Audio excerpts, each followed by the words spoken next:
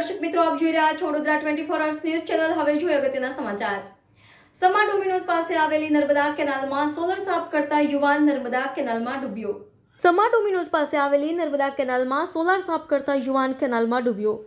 ચંદ્રેશ અગ્રવાલ નામનો 30 વર્ષીય યુવાન કેનાલ ઉપરની પેનલ સાફ કરતા હથડી ગયેલી સોલાર પેનલ તૂટતા યુવાન ડૂબ્યો। ખાનગી કોન્ટ્રાક્ટર પર પરિવારજનોએ આક્ષેપો। ઘણા વખતથી સોલાર પેનલ પર ક્લિનિંગ કરાવતો હતો, એક પણ સેફ્ટીના સાધન આપતા ન હતા। અગ્રવાલ સમાજના સભ્યો મોટી સંખ્યામાં ક્ષમા કેનાલ એકત્ર થયા। ઘટના સ્થળ પર વોર્ડ નંબર 2ના કોર્પોરેટર મહાવીરસિંહ રાજપુરોહિત પણ ઉપસ્થિત। છાણી ફાયર સ્ટેશન દ્વારા યુવાનની શોધખોળ ચાલી રહી છે। અંદાજિત 30 વર્ષનો બંટી નામનો યુવાન છેલ્લા 5-7 વર્ષથી નર્મદા કેનાલ જે આપણી જાય છે એની ઉપર કેનાલની ઉપર જે કંઈ માટી વાટી જામી જાય છે સોલર ઉપર એ સોલર ઉપરની ધોવાનું સાફ કરવાની કામગીરી કરતો હોય છે।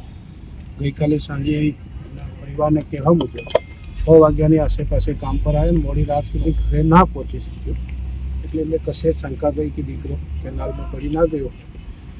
સ્થળ ઉપર તપાસ કરતા જે કેનાલ જે જગ્યા પાઇપથી ધોતા હતા ખૂબ જ એકદમ સડી ગયેલી એ જે પતરો હતો એની ઉપરથી એ નીચે પડી ગયો અને અત્યારે ફાયરની ટીમ શોધખોળ કરી રહી છે।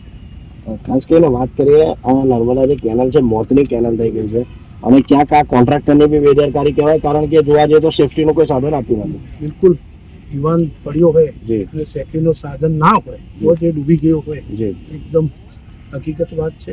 ખરેખર આવા સંજોગની અંદર જાકેટ હોવી જોઈએ।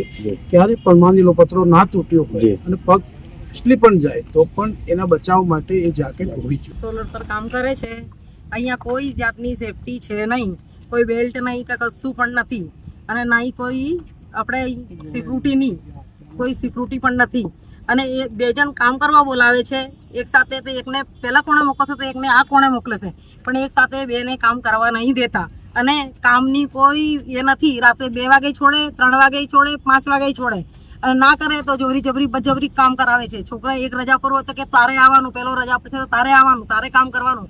કાલથી અમારો છોકરો પડી ગયો છે તો કોઈ જાણકારી અહીંથી છે નહીં, માહિતી। કોન્ટ્રાક્ટનો એન્જિનિયર અને પેલા કોઈ બી ટીમ બીમ વાળા કે કોઈનો સપોર્ટ નથી કે અમારો છોકરો હોધી આલ્યો કોઈ આવ્યા છે, કોઈ ગઈકાલે ફાયર બ્રિગેડ આવેલી છે પણ કોઈ સપોર્ટ નથી એવો જેવો જોઈએ એવો। એક બોટથી સર્ચિંગ ચાલી રહ્યું છે આખા 20 કિલોમીટરની કેનાલમાં, 2 કિલોમીટરમાં સર્ચિંગ ના થાય। મને માંગણી છે કે સત્યનો ન્યાય મળવો જોઈએ, મને મારો ભાઈ મળવો જોઈએ અને મારી ડેડ બોડી નહીં મળે ત્યાં સુધી અગ્નિ સંસ્કાર નહીં કરું, મને ન્યાય નહીં મળે ત્યાં સુધી।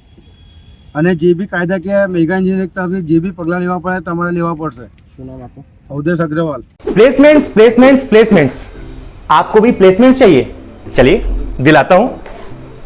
हम इस वक्त मौजूद हैं सयाजीगंज में अरीना एनिमेशन में, जिसने देश को कई बड़े designers, 3D artist, web developer और डिजिटल मार्केटिंग एग्जीक्यूटिव्स दिए हैं। इनके साथ कोलैबोरेटेड हैं वडोदरा के 400 प्लस प्लेसमेंट पार्टनर्स और इन सभी प्लेसमेंट पार्टनर्स की प्रायोरिटी है सिर्फ और सिर्फ अरीना।